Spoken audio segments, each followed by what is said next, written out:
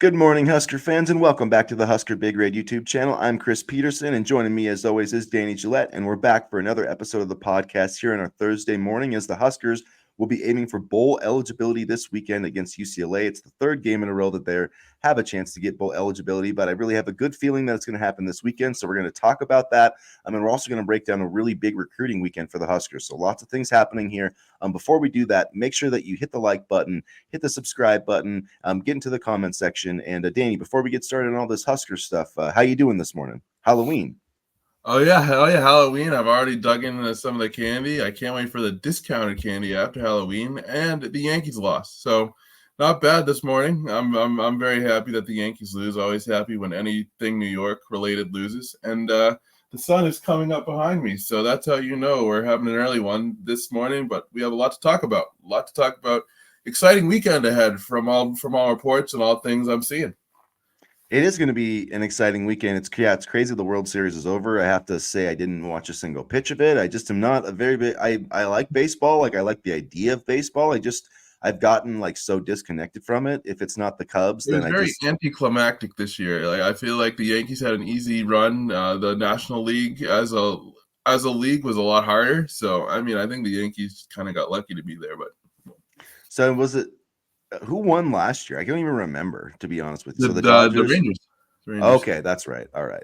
So the Dodgers. My buddy's a big Dodgers fan, so I've seen them a little bit through him. But outside of that, I just am not a big, huge baseball fan because I'm so invested in this Nebraska football team trying to get its sixth win. And it's been a long, hard road, you guys. We've been waiting for a long time. We almost got it last week. We were very close last week, and that is still a bitter pill to swallow. I still think about that game, and it just would have been so sweet because I hate Ohio State so much. It would have been so awesome to see Matt Rule win that game because that would have been like the meltdown that Ohio State fans like would have had if Nebraska would have won that game. It just would have been epic, man. Like I would have just sat there like on Saturday and Sunday just scrolling through Ohio State message boards like with a bag of popcorn because it would have been awesome to see that meltdown. And man, what a win that would have been for Nebraska and Matt Rule. But here we are. We didn't get it, but I'm not even going to care that much as long as they finally get win number 6 this weekend, as long as they can take that momentum and pay it off and have a successful month of November, which I do think is very possible for this team.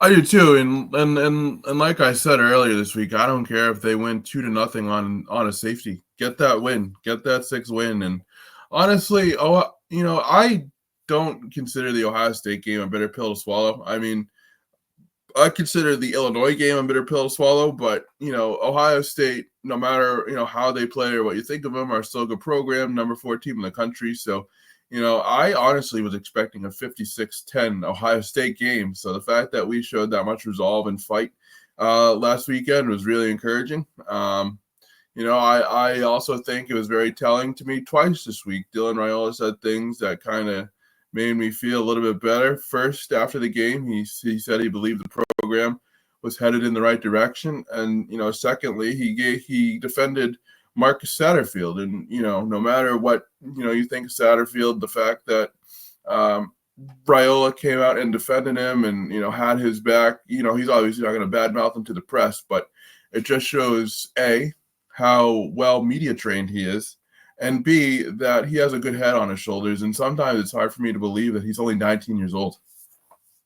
Yeah, the maturity level is pretty impressive with this kid. And I was impressed by that too. And, yeah, you can say whatever you want about Marcus Satterfield, but I did love that, Dylan Raiola's got his back. And you know what? Mm-hmm. Like, go make some plays, man. Go throw some touchdowns because, I mean, it has been a few weeks. Dylan Raiola's gone 3 games without a touchdown pass. And, I mean, he's a freshman and, we knew he was going to have tough times, but I didn't necessarily think he was going to go, I didn't think he'd have a 3-game stretch with 4 picks and 0 touchdowns. So they've got to figure out a way to, get him going. And I know, look, touchdown passes aren't everything. Like they've had touchdown runs and stuff, but over the last 3 games, I mean, they've scored 38 points. So, I mean, unless my cat, yeah, so no, not even that much. Yeah, 17, 24, yeah, 38 against Rutgers. So my math is bad, I guess, sometimes. But so, I mean, they're only scoring 13 points a game. So they do have to get that figured out.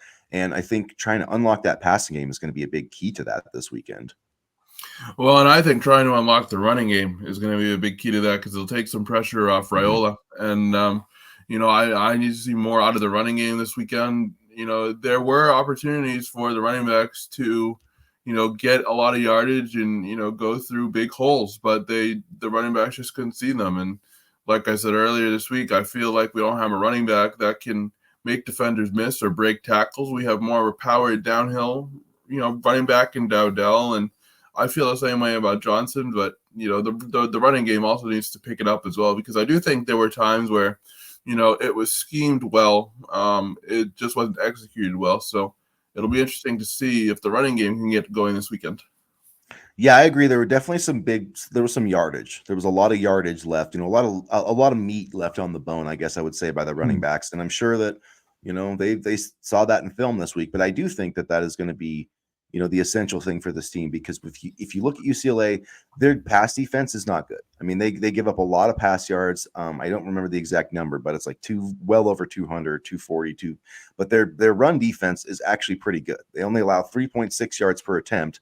They're like the worst rushing team I've ever seen in college football. Like, their numbers are atrocious running the ball. It's insane.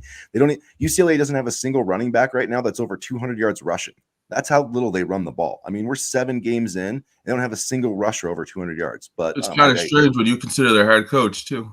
yeah, I know. It is kind of strange. I think part of it is they've been so far behind, and they have had a tough schedule.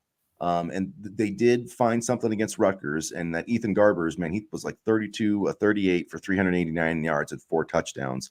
But Rutgers, they lost their best pass rusher, and if you don't have a pass rush, like, quarterbacks will eat you alive. So Nebraska's pass rush has to get home. But in terms of offensively, I do think it's going to be really important for Marcus Satterfield to do what he said he was going to do in his press conference 2 weeks ago, and that's commit to the run, because I think it would be really easy to come out in this game and say, oh, UCLA doesn't have a great pass defense, let's take advantage of that, and then try to come out and throw too much and put yourself in bad situations, 3rd and long, 2nd and long. Be disciplined. Don't try to reinvent the wheel. Run the football, like you said, and then let Dylan Raiola attack this defense, because I mean, if you can run it on Ohio State, like, I think that you can run it on anybody, if you really set your mind to it. So I do think that's the biggest key offensively for Nebraska, is to pound the rock and, get 100, 150 yards on this team. And I also think, if you want to try something more, like run the football or try to explore new passing concepts or whatever, you don't do that against Ohio State. I think Saturday's game will be a good opportunity for them to try to implement some more things into the offense and, try to find something to get Dylan Raiola going and take it from there. I mean, me and you were kind of joking how this Ohio State game, we were already kind of looking ahead to UCLA for a couple weeks, but I think this game will provide more of a litmus test to see if they've made the adjustments. Yeah, and it'll be, it will be interesting with this UCLA team, because they, started really bad. They won their first game, and then they lost 5 in a row, and they did beat Rutgers, and then they had a bye week. But, their losses have been to, Indiana, beat them by 29, LSU by 17, Oregon by 21, and Penn State by 16. So, I mean, they've played, essentially 4 top 15 teams, and then they lost to Minnesota by 4 at home. But, they're not a great team, and I do think, you look at the factor of, it's not quite as big of a deal, I think, traveling from California to Nebraska, and we saw Oregon go to Illinois last week, so you can go cross country and win, but I do think that that is part of it as well. I don't know how, trying to think about how the bye kind of factors into it, but just a weird, UCLA is just kind of a weird team. Like I said, they give up 268 yards per game. That's how many passing yards per game, 98 rushing yards per game. They average 64 rushing yards per game. I mean, that's crazy to me. 2.5 yards per attempt. So this Nebraska defense really should be, able to make them one-dimensional. So it's like, at the end of the day, the biggest key to me is essentially the same thing that they did last week. Because what did they do against Ohio State? They ran the football, and they shut down Judkins and Henderson. I mean, they completely shut them down, and that's why they put themselves in the position to do what they did. Because Ohio State, like, they ran the ball 31. They only threw it 16 or 21 times. Ohio State only threw the ball 21 times, and Will Howard unfortunately completed like 17 of those passes. But they were like hard-headed trying to run the football at Nebraska, and I think if Nebraska can stop that run game of UCLA and force Ethan Garbers, into more of those pressure type situations, I think that he will struggle. And if they can, get a run game for Raiola, I don't think this UCLA defense is going to be able to stop Nebraska at all. And I need to see more from the outside receivers, Nair and Banks. I mean, I really need to see a little bit more in terms of getting separation, trying to get those explosive plays downfield. Help out your quarterback, put him in positions where, he has to make a throw to lead you, not a tight window throw deep down the field. I feel like although Banks and Nair have been two of Raiola's favorite weapons, there have been some games where they just haven't done enough to help the quarterback. And I think I'm expecting big games from them on Saturday, and I'm hoping that they can get some form of separation or, be able to be a playmaker in some way, because they have struggled to get separation this year, and it's hurt Nebraska in some instances. Yeah, and this should be a game. I mean, UCLA, this should be a game where the wide receivers should be able to have a big day. I mean, even, if you look at the Rutgers game, I mean, Rutgers threw for 287 yards at Ethan Kalamanis. I mean, so this isn't like then that's not a dynamic pass offense either, in my opinion, looking at Rutgers. And they had two guys over 80 yards in that game.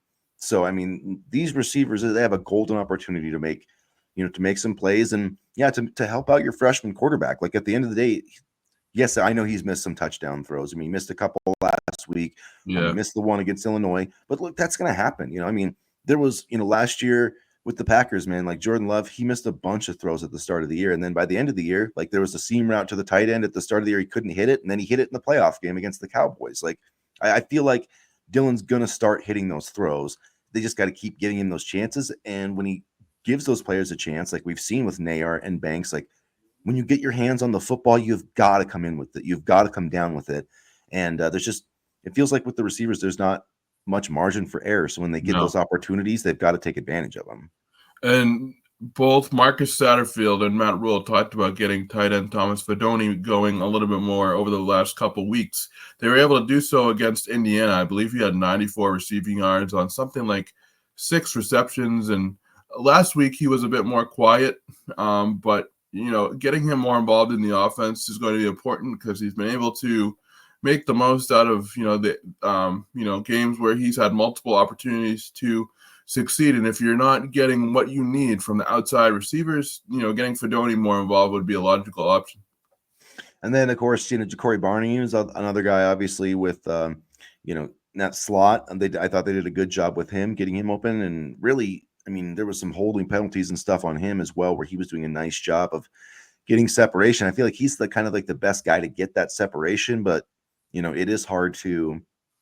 It's not like you can throw a fade route to Ja'Cory Barney. You know what I mean? You're a little bit limited in the routes that you can run with him. And I would like to see Jalen Lloyd get involved in this offense. That's, I've been missing him all year, especially with his ability after the catch. So I don't know. I feel like it would be good to get him involved. And they just need to find a way to get some explosive plays, whether it's, Fedoni, whether it's in the running game, whether it's Raiola running it. Like they got to find a way to get 3 or 4 explosive plays, because that's what gets you points. You know what I mean? Like it's really hard in the Big Ten to sit there and drive all the way down, take a 10, 12 play drive, especially with the freshman quarterback. And especially when you don't have like super great receivers, and you're trying to beat, it's not like Nebraska's sitting here running for 200 yards a game. I mean, they're running the ball somewhat effectively. I mean, last week was better, but you're putting a lot of pressure on your quarterback to pick up third downs. I mean, Dylan Raiola is in a lot of, and they've done a manageable situations, but they're putting a lot on this quarterback, especially to pick up third downs. And right. Yep. Sometimes they put themselves in a situation where it's 3rd and 10 or 3rd and 11, and they just don't even try. They tried the screen passes or whatever. Yeah. Yep. So, I mean, I feel like they have to, I think that's the thing that's been missing is the explosive plays that, take a 10-play scoring drive and make it a 4 to 5 play scoring drive. So hopefully they can get some of those this week. But I guess my biggest thing is the black shirts. If they play the way they did against Ohio State, I think that this team can win out. I really truly believe that. So yeah, I agree. And you brought up an interesting point about Jalen Lloyd and Ja'Cory Barney. You wonder if the coaching staff views them almost as a similar type of player to the point where they just want one on the field. Like I'm wondering if there's if the coaching staff thinks that Jalen Lloyd, just has a similar skill set, and that's why he doesn't see the field much. I mean, it's hard to judge the returns on Jalen Lloyd because he saw limited action last year with a poor passing offense. But at the same time, you have to like what you're getting out of Barney. So I don't know. I mean, it's a good problem to have, I think, at the end of the day, but it's certainly kind of interesting how he's kind of faded out of the receiver rotation. I think there is, definitely something to that, though. They are pretty similar players, and at the same time, like when Jalen Lloyd's got his opportunities, he hasn't really taken advantage. Like we No. saw, what was it, the Northern Iowa Yep. game I was where, just thinking that. Yeah, he didn't jump yeah, for the catch. yeah, or he went, yeah, just the kid beat him to the ball, and I think there was another game too where he had an opportunity and he got Illinois, maybe I'm thinking. yeah, and so he needs to take advantage when he gets the opportunities that he gets, and I think the running game again will be key. And I feel pretty confident though. I do feel as long as this team, I guess the biggest thing for me is like if this team can just capture what it had last week in a bottle and move it ahead to this week, you have that same formula, which is going to be tough. I mean, we've seen this, it's like Michigan, Nebraska almost beat Michigan in 2021. And then the next week they went to Minnesota and lost. So, how do they follow up with that? Do they build on this momentum, or, do they get in a situation where it's like, you struggle, lose this game. And then I feel like if you lose this game, it really is like, oh, here we go again. And then you're going on the road to USC and you have to wait 2 weeks because there's a bye week next week. So like, just sit there and imagine losing to UCLA and then having to stew on that with Husker Nation for 2 weeks. It's not going to be a fun time. No, not at all. So. And I can't believe you have another bye week already. It seems kind of crazy to me, but I mean, if we lose this game and then have to stew in the weeks leading up to UCLA, then I don't feel that great, but we'll see what happens. Yeah, I really am confident that this team's going to get it done. I have a feeling, but I've been not great about predicting this team at times because I was feeling very confident going into the Indiana game, and it was so then last week made me feel like not such an idiot because I'm like, okay, this is the team that I thought we would see against Indiana. Like the team that I thought was there does exist. We haven't seen it every Saturday. So like they've got to find a way to be that team for this last month of the season because I think that they could, really find some success. And I think they need to win this first game. It's like that first, when you get into the NCAA tournament and you haven't been there for a long time, like Nebraska basketball. But just like trying to get over that hump, that mental hurdle. And I feel like if they do that, then they can stop thinking about we've got to get to 6 wins. We've got to get to a bowl game. Then they can just go play. Then you've got 3 games left and you can just go play and, see if you can get yourself ranked, see if you can get some, big wins, see if you can get yourself into a good bowl game, like see what happens. But I just feel like once you remove that kind of 6-win, like, I don't know, that goal or whatever you want to call it, I just feel like that this program really will flourish once you get that pressure, once they get that monkey off their back. And, I've seen people be like, oh, we lost to Indiana. We lost to a basketball school. I think everybody underestimated Indiana, including Nebraska. Indiana's no slouch of a program, and I think they have a legitimate shot to win the Big Ten. So, I mean, that was a good kind of test for Nebraska, to see where they stacked up against some of the best in the conference. And I honestly think that Indiana's more of a tougher team than Ohio State is right now. So, I mean, Yeah. I think the Indiana loss kind of woke them up a little bit, and we saw that on Saturday against Ohio State. I'm hoping they don't take UCLA lately. I don't think they will, but I think Indiana served as a little bit of a wake-up call. Yeah, I do too. And they got some humble pie, and sometimes it's a good thing to get your butt kicked a little bit. And as long as it's not happening every week, like one bad loss doesn't define your tenure. I mean, Jim Harbaugh got his butt kicked quite a few times, especially by Ohio State. So like it happens as long as you learn from it and get off the mat. That's the more important thing is how you get off the mat. And this team did that last week. And that, like Matt Rule said after, like they showed fight and it was that championship mindset of like, they never backed down from that game. And you could feel it from the opening kickoff. I mean, and even, down 14-3, like many Nebraska teams would have crumbled in that situation. Yep. They would have lost 35-3. I mean, Yep. It happened to Iowa, and Iowa's not a bad team, and they got crushed by Ohio State. So, I feel good about that, but it's the same thing too, where, you're never as bad as you look and you're never as good as you look. So, but that's the same thing, is that wasn't I still think Nebraska can play better than they did last week. It's not like I said this earlier, they did not pitch a perfect game anywhere close to it, so that just shows you how close these guys are. And I just feel like, man, if we can not turn the ball over and play great defense, like there's not a team on the schedule we can't beat. So at any rate, I'm throwing it. I know we're not doing our predictions today, but I'm predicting that Nebraska's going to win this game. I don't care, because that's just, I think they're going to do it. And if they don't, then I'm probably going to put my head through the wall. And I don't know. I'm just kidding, but don't do that. It's going to be a very tough situation if they don't. Don't make your wife pay for the repairs. That's not fair to her. But anyway, I mean, it's a big. I mean, like, I got Michigan is playing at the same time as Nebraska, and I've already decided, like, I'm watching Nebraska on the big TV. I'm gonna have Michigan playing Oregon on the small TV, because that's how important this game is. Like, he says now on the Nebraska broadcast that Nebraska's gonna get the big TV, and then he's gonna go on his Michigan show. Not that he has one, and says he's gonna have Michigan on the big TV. Don't worry, folks. There is no switching teams here. All Nebraska all the time, and I think Nebraska's going to win on Saturday. I'll just throw out a score. I think Nebraska is going to win 27-13.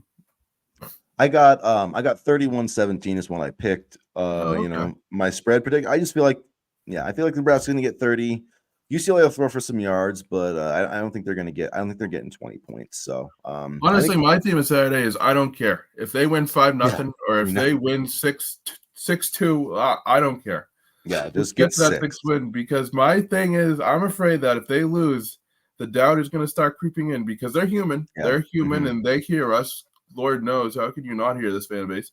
And I feel like if they lose on Saturday, then we are going to be in a little bit of a trouble, just because it's here we go again. Yeah, exactly. Here we go again. We can't have that. We got to stop it. We got to do it, man. We got, like I wrote a blog this week, and I said it's time for Nebraska to kick down the damn door to progress, because it's right there. Article, we're on the doorstep. Kick that son of a bee in, man. Get that thing that they use, the little battering ram, like, just bust it down. And then I think once they get 6 wins, like, that's what I'm saying. I think this team could win out. I just think that they'll get that confidence. And because that's like, man, they're playing with house money. They got the bowl game. What do they have to lose? And to have a good team with that mindset over the last month, like, I think that would be a very scary thing for the rest of the teams on the schedule. So, and to get those extra weeks of practices leading up to the bowl game in terms of developing a program, especially with a lot of young pieces, that's very important too. Yeah, because it is a veteran team and a veteran defense, but man, there's a ton of freshmen and sophomores on this roster, so don't forget about that. I sometimes do, but yeah, there's a lot of development going on for future seasons. And another thing that's making this weekend really exciting is some of the things that are happening, on the recruiting trail. We talked about Chase Lofton, and since we've talked about that on Monday, like, he has gotten projected by Steve Wiltfong, Sean Callahan, basically crystal balls. Yeah, Brian Munson, everybody who has a crystal ball or expert projection is putting it in for Chase Lofton. So I think that's like maybe the best kept secret in college football recruiting, that he's going to flip to Nebraska probably this weekend. And it seems like Chase Lofton has opened up the doors for others to come this weekend. And we have 3 players in particular from, South Carolina? Mississippi. Mississippi. Yeah. And including a stud offensive tackle. We got 2027 running back coming that who I think is going to be really good. We have a defensive lineman in Hunter Higgins, who is also coming from the state of Missouri. And so this is a big weekend to show recruits, okay, this is what we're building. This is what it may look like, and we want you here to take us to the next level. But I was very kind of surprised at how many kids were coming this weekend. Yeah, a lot of 2026 kids, and it's almost kind of hard to, like, some of the databases aren't, updated, but like Dayton Rayola's coming this weekend. Isaac Jensen, who I believe is the #1 recruit in Nebraska right now for 2025, is coming. Yep. So that's, he's starting to get some national attention too. He's going to turn into another Chase Lofton type of recruitment. So just watch. So that's a really big one to get. Kamoy Moore is supposed to be on campus this weekend. The former Oklahoma commitment. And then another guy, Preston Hawkins, a 6'7", 295-pound JUCO offensive tackle. He's going to be visiting this weekend. He just visited Virginia Tech. He's got 12 offers. Nebraska would be like the best offer because he doesn't have like a Big Ten or SEC offer yet. But in terms of a guy who could add some help or some immediate depth to the tackle room, he's a guy to watch. He doesn't have an offer yet, but I feel like if Nebraska offers this weekend, I feel like they can get his commitment. I feel like Nebraska can get 3 commitments this weekend. Now, I'm not saying that they'll all be announced, by Sunday, verbal but commitments. yeah, but essentially by the end of the weekend, I do think Lofton, Kamoy Moore, and this Preston Hawkins could be committed if Nebraska, wants to make that push. They're probably, going to verify him, work him out, whatever, and see if he's there. But if Nebraska offers you and you're Virginia Tech's your best offer, like I would take that. So I think they have a good chance to, make some strong waves. And then 2026, they've got some really good players on campus, like you said, and they're building some really good momentum. Mitchell Smith, Braden He's what I'm Wilms. watching. Yep. Yeah, those got, from Mississippi, 6'4" tackle, Braden Wilms, a 6'8", 270-pound tackle from Kansas.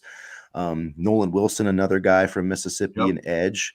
So, and then Drayden Punt, kind of a fun name for a football player, but 6'7", 220-pound edge out of Iowa. You really do notice Nebraska focusing in on the Midwest region, which I think is probably a good thing. And the thing I like about Mitchell Smith in particular is that he's currently at IMG Academy. And I like IMG Academy because they do a strong job of developing players. And, so Smith is one I'm watching for sure. I'm watching for the running back Robinson because I believe we need a little bit more depth in the running back room. I mean, we have Parker and for the future and things like that. But, running backs, you can never have too much depth in the running back room. And, there's a lot of interesting names this weekend. This is kind of going to be interesting to see what we hear out of this weekend. Like you said, maybe not some solid commitments, but verbal commitments. So I'm kind of interested to see what nuggets come out of all of this, if we get any. And I'm just excited at the fact that Nebraska could be getting its 9th blue chip commitment in Chase Lofton. I still think they have a chance at Dawson Merritt, so I think they could push that number into double digits. And so that's setting this program up really, really successfully, I think, long term. And Lofton 6'6", 215. I hate seeing a blue chipper from Nebraska go somewhere else. So that would right some wrongs, in my opinion, in terms of his commitment. And be full steam ahead to the 2025 season. So I feel like recruiting's in a really good spot, and they just need to finish this season strong, and then add some reinforcements in the portal. And I think this roster is in a good spot going forward. Also, shout out Florida State for absolutely going down the toilet this year. That helped too. Yeah, that definitely helped. So thanks for that one. It'll be interesting to see if Mike Norvell still has a job in a few weeks. I don't know. I'm thinking no. So, probably not. I mean, there's just only so far you can fall off. So I don't know, but that definitely has helped Nebraska. And I like that. I was hoping we would get to see Jordan Allen, the Louisville commitment. I was hoping he would make it this weekend. So you never know. I mean, we still got a few days. We still got another game too, the Wisconsin game. I still feel like there's a chance that he could flip, but that's a night game too, isn't it? Yeah, I believe so. But yeah, I feel good about where they're at, and like I said, I think it's going to be a strong, commitment weekend with Kamoy Moore, Chase Lofton, and the offensive tackle. So yeah, I'm excited about it. But let's go get that win on Saturday, man. Yeah, I mean, we've been in this position before. We just need that 6th win, and it's been elusive. But I feel like Saturday, this will be the opportunity to do it. So, all right, you guys, we'll wrap it up there. We're going to plan to do the Saturday chat on Saturday morning. Hopefully we'll get to that this weekend. Just had some health issues last weekend. Wasn't feeling the best. So that's why we didn't quite make it. But this Saturday for the bowl game, we'll hopefully make the Saturday morning chat. So if you haven't already, you guys, please hit the like button, hit the subscribe button, get into the comments section. And as always, go Big Red. Go Big Red.